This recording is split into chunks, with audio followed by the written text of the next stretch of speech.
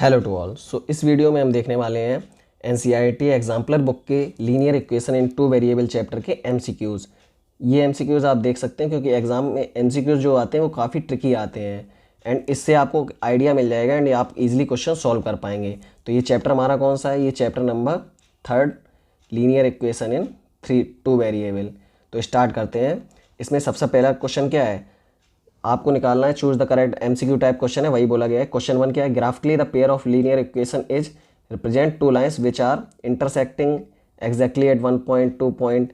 ये किसकी बात चल रही है? ये बात चल रही है सॉल्यूशन से रिलेटेड कि इसका यूनिक सॉल्यूशन होगा या फिर many solution, infinite many solution होगा या फिर नो सॉल्यूशन होगा, उससे रिलेटेड ये क्वेश्चन है।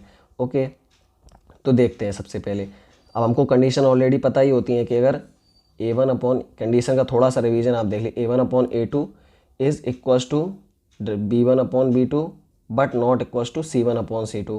तो ये कौन सा लाइन होता है? ये होता है हमारा पैरेलल लाइन, यानी कि नो सॉल्यूशन। एंड वहीं पे a1 upon a2 does not equals to b1 upon b2। तो ये किसके लिए होता है? ये होता है यूनिक सॉल्यूशन, यानी कि only one solution. And last and final condition क्या होता है? a1 upon a2 equals b1 upon b2 but no and equals c1 upon c2। तो इसके लिए ये क्या हो जाएगा? ये हो जाएगा इनफाइनाइटली मैनी सॉल्यूशन। ये हो जाएगा इनफाइनाइटली मैनी सॉल्यूशन। हम इसी में से कोई एक इसमें लगेगा एंड हमको सॉल्यूशन फाइंड आउट कर सकते हैं। Okay, infinitely many solution. Parallel line यानी कि इसके सॉल्यूशन कितने होंगे? इसका हो जाएगा, अगर पैरेलल लाइन या फिर नो सॉल्यूशन भी हम इसको बोल सकते हैं। यूनिक सॉल्यूशन मतलब only one solution and infinitely many solution ये क्या हो जाएगा? कोइंसिडेंट लाइन को रिप्रेजेंट करेगा। ठीक, तो हम पहले फाइंड आउट करते हैं। इक्वेशंस क्या गिवन है हमको? 6x minus 3y plus 10 equals 0 and second equation क्या है? 2x minus Y plus 9 equals 0। यहाँ से क्या होगा? a1 का वैल्यू 6 है एंड a2 का वैल्यू 2। तो a1 अपॉन a2 क्या आ जाएगा? 6/2। कैंसिल करने पर क्या मिलेगा? 3। एंड b1 अपॉन b2 का वैल्यू भी निकाल लेते हैं। b1/b2, b1 का वैल्यू -3 एंड b2 का वैल्यू -1। माइनस से माइनस कैंसिल, ये क्या हो गया? 3 के इक्वल।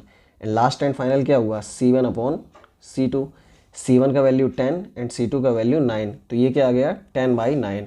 तो हमको कौन सा कंडीशन इसमें दिख रहा है? a1 upon a2 equals b1 upon b2 but not equals c1 upon c2। तो ये कौन सा है? ये फर्स्ट कंडीशन, यानी कि पैरेलल लाइन। पैरेलल लाइन या फिर हम इसको ये भी बोल सकते हैं नो सॉल्यूशन। तो इसके अकॉर्डिंग अगर हम देखेंगे तो हमारा कौन सा ऑप्शन करेक्ट होता है?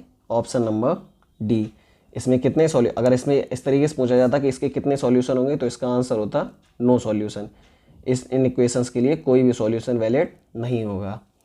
यहाँ पे ये वाला क्वेश्चन हमने फिनिश कर लिया एंड आप इन कंडीशंस को थोड़ा सा याद रखिएगा, आगे के क्वेश्चंस में भी हमको ये यूज़ में आएंगे ही, तो इनको थोड़ा दिमाग में रखिएगा। एंड इसके बाद हम मूव करते हैं फर्दर क्वेश्चन पे।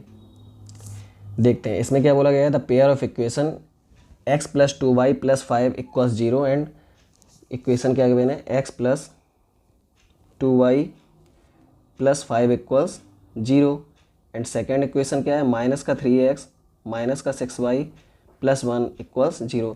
इसमें भी सेम वही चीज़ पूछा जा रहा है, इसके कितने सॉल्यूशन होंगे, इनफाइनाइटली मैनी, इस तरीके से फाइंड आउट करने को बोला गया है। तो इसमें भी हम सेम चीज़ करेंगे। सबसे पहले a1 अपॉन a2 का वैल्यू फाइंड आउट कर लेते हैं। a1 का वैल्यू 1, a2 का वैल्यू -3। तो ये क्या आ जाएगा? ये इक्वल आ जाएगा -1/3। देन b1 अपॉन b2 का वैल्यू फाइंड आउट करते हैं। b1 का वैल्यू आप देख ही पा रहे होंगे कितना है? 2 एंड b2 का वैल्यू -6। ओके, तो ये कैंसिल हुआ, ये भी कितना आ जाएगा? -1/3। लास्ट एंड फाइनल हमको क्या करना है? c1 अपॉन c2 का वैल्यू। c1 का वैल्यू कितना है? 5 एंड c2 का वैल्यू कितना है? 1। तो ये किसके इक्वल आ गया? 5। तो ये कौन सा कंडीशन हमारे लिए बन रहा है? ये बन रहा है a1 upon a2 equals b1 upon b2 but not equals c1 upon c2। यहाँ से हमको क्या पता चलता है? ये किसके लिए कंडीशन है? ये कंडीशन है पैरेलल लाइन के लिए या फिर नो सॉल्यूशन के लिए।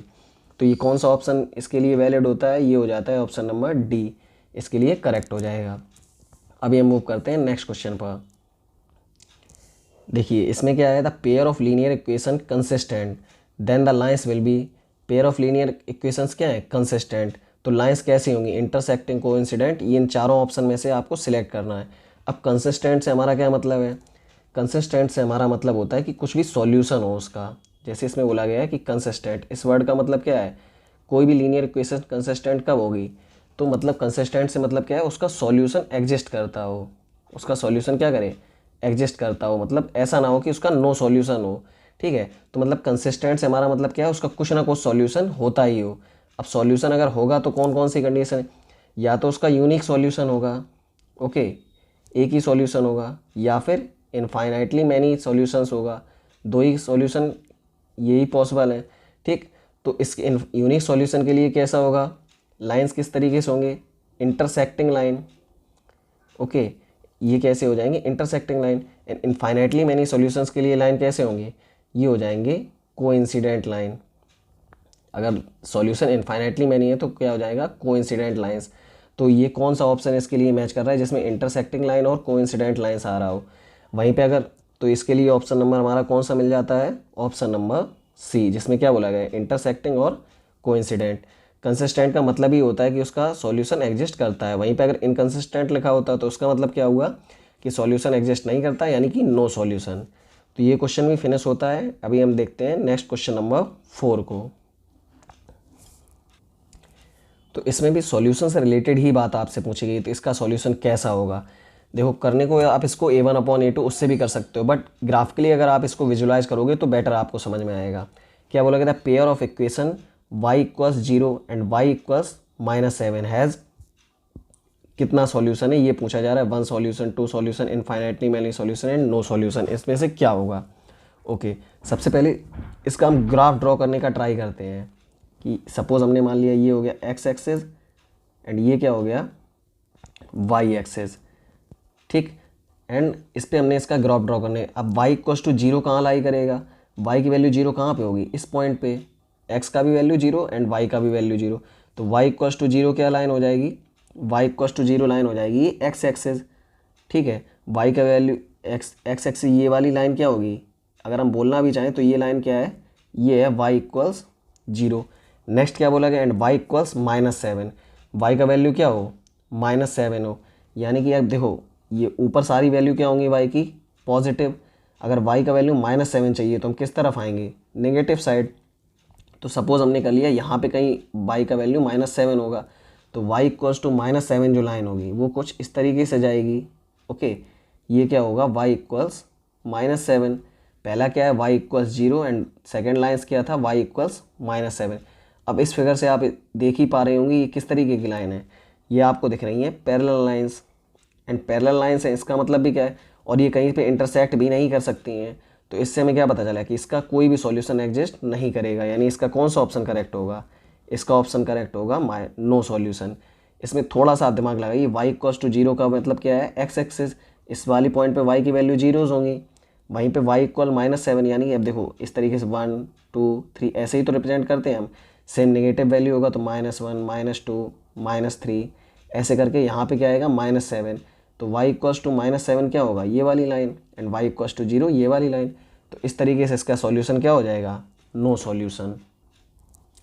ठीक है, तो आई होप आपको ये क्वेश्चन थोड़ा सा विजुलाइज हुआ होगा, आप समझ पाए होंगे इसमें मैंने क्या बताना चाहा है, तो इसका ऑप्शन नंबर डी करेक्ट हो जाएगा। अब हम मूव करते हैं नेक्स्ट क्वेश्चन नंबर 5 पर। अगर इस क्वेश्चन को आप देखेंगे, ये भी पिछले वाले क्वेश्चन से काफ़ी इंटर रिलेटेड है। इसमें क्या है, pair of equation x = a and y = b graphically represent lines which are parallel, intersecting and coincident. तो इसको भी अगर आप ग्राफ ड्रॉ करके थोड़ा सा सॉल्व करने का ट्राई करेंगे तो आप फिर से इसको अच्छे से समझ पाएंगे। The pair of equation x = a। Okay, तो सबसे पहले ग्राफ देख लीजिए, इस तरीके से हम इसका ड्रॉ कर सकते हैं। यहाँ पे ये x एक्सिस एंड ये क्या हो जाएगा, y एक्सिस। x = a का, a से हमारा का मतलब क्या है कि x का वैल्यू कुछ भी a होगा, इसमें y का वैल्यू, इस वाले केस के लिए y का वैल्यू क्या होगा, x = a में y का वैल्यू क्या हो जाएगा, 0। तो x = a जो लाइन होगी वो कैसी होगी, यानी वो किस पे लाई करेगी, x, सपोज हमने मान लिया a पॉइंट कहीं यहाँ पे है, ठीक है, तो x = a लाइन क्या होगी, कुछ इस तरीके से ड्रॉ हो जाएगी। ये कौन सा लाइन होगा, x = a। ठीक है, आप इस तरह समझिए, यहाँ पे जैसे हमने 1 2 3 लिखते हैं, वहीं पे x की वैल्यू यहाँ पे क्या आ गया, a, तो x = a लाइन ये वाली हो जाएगी। एंड दूसरा क्या बोला गया, y = b, एंड हमने मान लिया सपोज कि y का वैल्यू b इस पॉइंट पर है। ठीक, तो y = b लाइन किस तरीके से ड्रॉ होगी, ये हो जाएगी कुछ इस तरीके से ड्रॉ। ये कौन सा लाइन है, ये है y इक्वल्स टू बी, ये वाला, ठीक। एंड ये जो लाइन है ये कौन सा है, ये है x इक्वल्स टू ए। तो ये जो पॉइंट मिल रहा है, इस पॉइंट पे क्या हो रहा है, दोनों लाइंस आपस में इंटरसेक्ट कर रही हैं। तो इस पॉइंट पे क्या होगा, इस पॉइंट का वैल्यू अगर हमें देखेंगे तो क्या होगा, ये x का वैल्यू a एंड y का वैल्यू इस पे क्या होगा b। तो ये दोनों लाइंस किस पॉइंट पे इंटरसेक्ट की, ये इंटरसेक्ट की हैं, इंटरसेक्ट एट पॉइंट, अगर इसका पॉइंट इंटरसेक्टिंग हम पूछ लें तो वो क्या होगा, a कॉमा b। तो intersecting at a comma b, शायद आपको ऑप्शन भी दिख गया होगा। तो इसके लिए कौन सा ऑप्शन करेक्ट होगा, option number D, intersecting at a comma b। इस तरीके से आप इसको समझिए, x का वैल्यू a, y का वैल्यू b, दोनों कहाँ पे इंटरसेक्ट करेंगे, a कॉमा b पॉइंट पर। तो ये क्वेश्चन को भी आप थोड़ा सा लॉजिकल वे में ले जाइएगा तो आप इजीली इसको समझ पाएंगे। यहाँ पे अब इसके बाद हम मूव करते हैं फर्दर क्वेश्चंस को, हम जल्दी जल्दी करने का ट्राई करेंगे अब। तो इस क्वेश्चन को अब हम फटाफट करेंगे। इसमें क्या बोला, फॉर व्हाट वैल्यू ऑफ के do the equations represent coincident lines. हमको क्या बताना है कि लाइंस कैसे हो, कोइंसिडेंट लाइन हो। अब कोइंसिडेंट लाइन के लिए कंडीशन क्या है, a1/a2 equals b1/b2 and equals c1/c2। ये कंडीशन होती है कोइंसिडेंट लाइन के लिए, ठीक। तो देखते हैं a1 का वैल्यू इसके लिए क्या है 3 एंड a2 का वैल्यू 6, ठीक है। तो a1/a2 क्या हो जाएगा 3/6। वहीं पे b1/b2, तो b1 का वैल्यू क्या होगा -1 एंड b2 का वैल्यू क्या होगा -k। b1 का वैल्यू क्या होगा -1 एंड b2 का वैल्यू -k। माइनस से माइनस कैंसिल, तो ये क्या हो जाएगा 3k इक्वल्स c1/c2 का हमको ज़रूरत भी नहीं पड़ा, 3k इक्वल्स किसके हो जाएगा 6k एंड k इक्वल क्या हो जाएगा 6/3 कैंसिल हुआ, ये क्या आ जाएगा 2। तो हमको k का वैल्यू क्या मिला, k इक्वल्स टू आ गया 2k। तो ये कौन सा ऑप्शन इसके लिए करेक्ट हो जाता है, ऑप्शन नंबर सी। तो इसी के साथ हम इस वीडियो को एंड करेंगे अभी, और जो फर्दर क्वेश्चन इसके बचे हैं उसको हम कंप्लीट करेंगे नेक्स्ट वीडियो पर। आपको कुछ भी डाउट रहते हैं इससे रिलेटेड तो आप मेरे को बता सकते हैं। Thanks a lot.